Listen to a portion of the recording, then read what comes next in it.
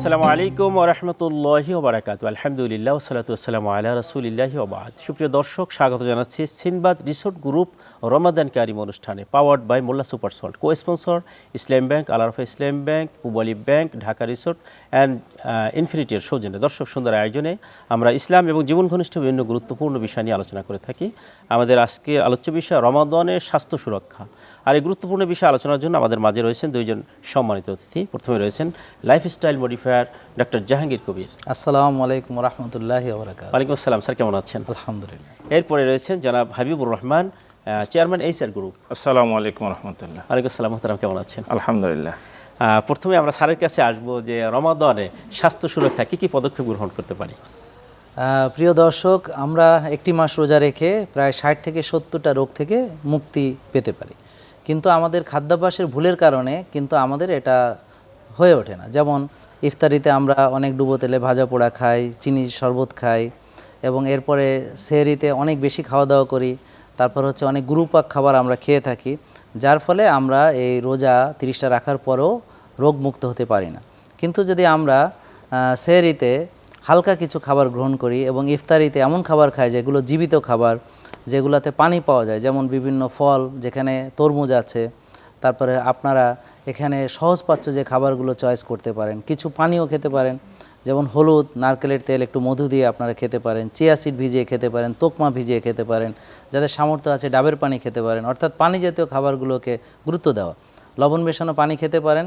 এছাড়া আরও অনেক বিষয় আছে, যেমন ধরেন আপনি যদি ছোলাটাকে ওই ভাজি করে পুড়িয়ে না ফেলে যদি আপনি সিদ্ধ করে সুন্দর করে সেটাকে আমরা সালাদ বানিয়ে খান, শসা, গাজর ইত্যাদির সঙ্গে মিক্স করেন, তাহলে কিন্তু এটা একটা সুন্দর ইফতারির জন্য উপযুক্ত খাবার হয়।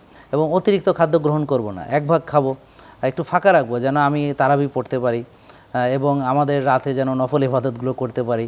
তো বেশি খেলে কিন্তু দুর্বল লাগে, আর সেহরিতে অনেক বেশি খেলে তখন সারাদিন কাজ করতে ইচ্ছা করে না।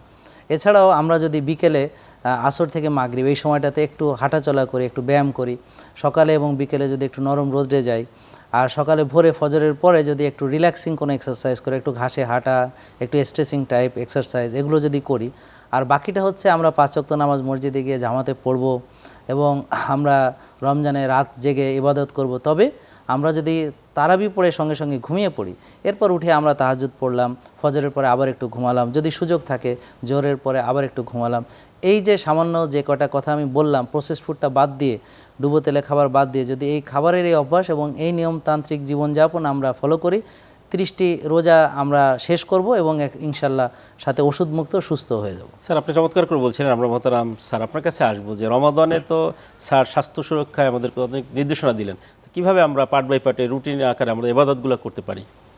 ইসলামের যত দিক ও মানব জীবনের যত দিক ও বিভাগ রয়েছে, সকল দিক এবং বিভাগ সম্পর্কে ইসলাম দিক নির্দেশনা দিয়েছে। প্রতিটা বিষয় ইসলাম পরিপূর্ণ দিক নির্দেশনা দিয়েছে। তো স্বাস্থ্য সুরক্ষার জন্য ইসলাম একটা দিক নির্দেশনা দিয়েছে। আল্লাহ রাব্বুল আলামিন কালামে হাকিমে এরশাদ করেন, ইয়া আইয়ুহান নাস কুলু ওয়াশরাবু ওয়ালা তুসরিফু ইন্নাল্লাহা লা ইউহিব্বুল মুসরিফিন। হে মানব সম্প্রদায়, তোমরা খাও এবং পান করো, কিন্তু অপব্যয় করো না। আল্লাহ অপব্যয়কারীকে পছন্দ করেন না। একটা মানুষ তার স্বাস্থ্য সুরক্ষার জন্য ইসলামের পক্ষ থেকে যে বিধানগুলো দিয়ে দেওয়া হয়েছে, এগুলো যদি সে মানে, তাহলে তার স্বাস্থ্য সুরক্ষা হবে। স্বাস্থ্য সুরক্ষার জন্য প্রথম যে বিষয়টা ইসলামে নির্দেশনা দেওয়া হয়েছে, সেটা হচ্ছে পরিমিত খাওয়া এবং পুষ্টিকর খাদ্য গ্রহণ করা, অতিরঞ্জন খাওয়া এবং ক্ষতিকর খাদ্য পরিহার করা। আল্লাহ রাব্বুল আলামিন কালাম হাকিমি বলেন, ইয়া আইয়ুহান নাস কুলু মিম্মা ফিল আরদে হালালান তাইয়্যিবা। অন্য আয়াতে আল্লাহ রাব্বুল আলামিন বলছেন, ইয়া আইয়ুহাল্লাযিনা আমানু কুলু মিন তাইয়্যিবা। পবিত্র খাদ্য গ্রহণ করুন। জি, পবিত্র খাদ্য এবং হালাল খাদ্য। এই হালাল খাদ্যটা হচ্ছে মানুষের জন্য উপকারী, পবিত্র খাদ্য হচ্ছে মানুষের জন্য উপকারী, আর হারাম খাদ্যসমূহ মানুষের জন্য হচ্ছে। এবং আল্লাহ পাক যেভাবে দিয়েছেন পদ্ধতিটা, এটা কিন্তু যোগ হচ্ছে যে প্রাকৃতিক যে প্রসেসটা করার কারণে যে আমাদের যত আল্লাহর পদ্ধতিকে আমরা পরিবর্তন করি। আল্লাহর পদ্ধতি অনুযায়ী আমাদেরকে খেতে হবে। তো আল্লাহ রাসূল সাল্লাল্লাহু আলাইহি সাল্লাম বলেছেন, আল মাইদাতু রাসু কুল্লু খাদিয়াতিন, প্রত্যেকটা রোগের উৎস হচ্ছে পাকস্থলী। এখন মানুষ যদি পরিমিত খায় আর যদি পুষ্টিকর খাদ্য খায় তাহলে সে কখনো অসুস্থ হবে না। প্রায় 20টি বড় বড় রোগ থেকে সে বেঁচে যেতে পারে। এজন্য আল্লাহ রাসূল খাওয়ার ব্যাপারে মধ্যম পন্থা অবলম্বন করার জন্য বলা হয়েছে। আল্লাহ রাসূল বলেছেন, তোমরা যখন খাদ্য গ্রহণ করবে তখন পেটের 3 ভাগের 1 ভাগ খাবার দ্বারা পরিপূর্ণ করবে এবং পানীয় দ্বারা 3 ভাগের 1 ভাগ পরিপূর্ণ করবে আর 3 ভাগের 1 ভাগ শ্বাস প্রশ্বাস গ্রহণ করার জন্য খালি রাখবে। এ বিষয়ে একটি ঘটনা উল্লেখ করা যায় যে ইয়েমেন থেকে একদল চিকিৎসক দল মদিনে আসে। মদিনে স্যার আপনার কাছ থেকে এখান থেকেই আমরা আসবো। দর্শক, আলোচনার পর্যায়ে সময় হলে একটু বিরতি, ফিরছি একটু পরেই, ততক্ষণ আমাদের সঙ্গেই থাকুন।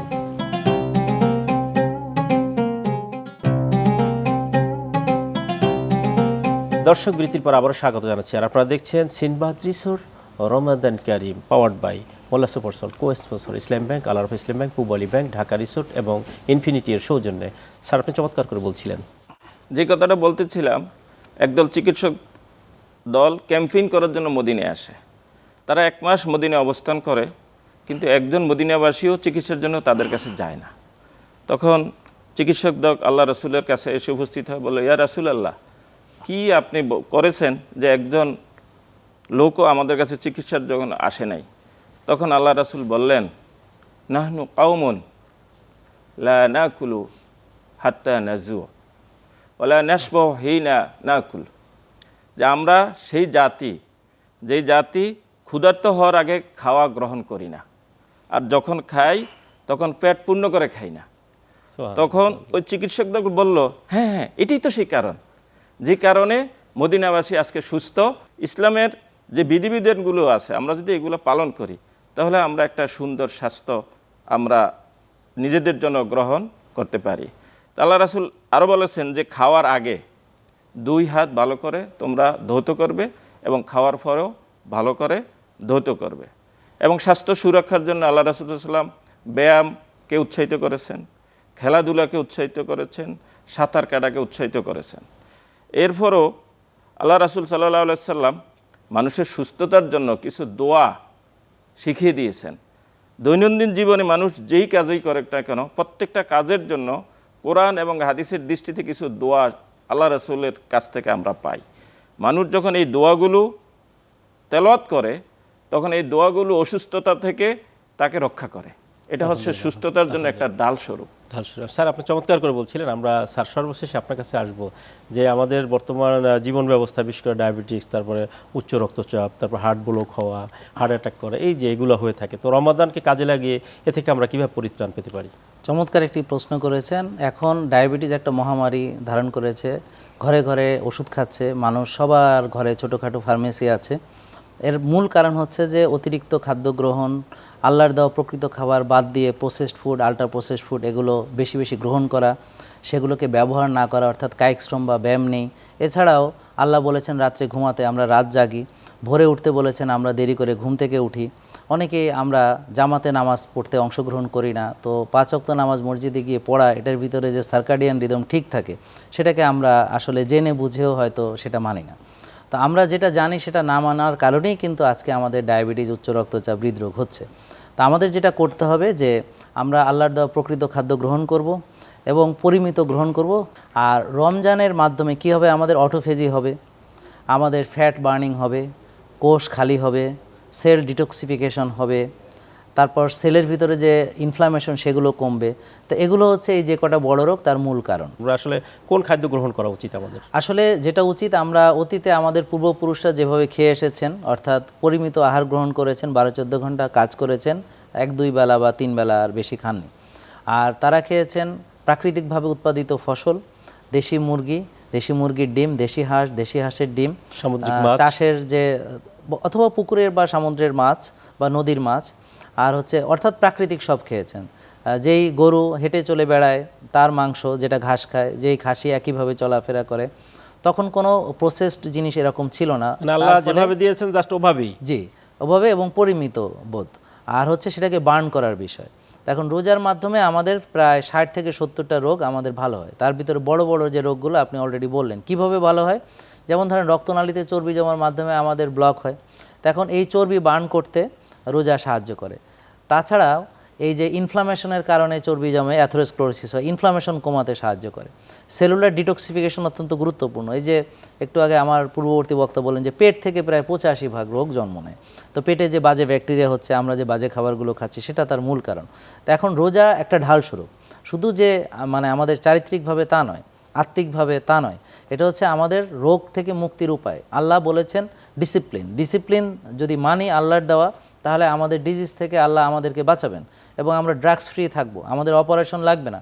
আমাদের হার্ট অ্যাটাক হলে এই যে বাইপাস করাতে হচ্ছে, ওপেন হার্ট করাতে হচ্ছে, রিং পরাতে হচ্ছে, এগুলো থেকে আমরা বেঁচে যাব। ডায়াবেটিস হচ্ছে, ইনসুলিন লাগছে, এটা থেকে বেঁচে যাব। চোখ নষ্ট হচ্ছে, লিভার ড্যামেজ হচ্ছে, সেগুলো থেকে আমরা বেঁচে যাব। মানে রমাদান রোজা প্রতিপালনের মাধ্যমে আমরা এই রোগগুলো থেকে মুক্তি পেতে পারি। হ্যাঁ, তবে শুধু আমাদের খেয়াল রাখতে হবে আমরা অখাদ্য কুখাদ্য না খেয়ে আমরা আল্লাহর দেওয়া প্রকৃত খাবার পরিমিত গ্রহণ করব। স্যার চমৎকার করে বলছিলেন। আপনাদের উভয়কে আজকে স্টুডিওতে এসে মূল্যবান আলোচনা উপহার দেওয়ার জন্য মোবারকবাদ জানাচ্ছি। আপনাদেরকে অসংখ্য ধন্যবাদ। আসসালামু আলাইকুম প্রিয় দর্শক।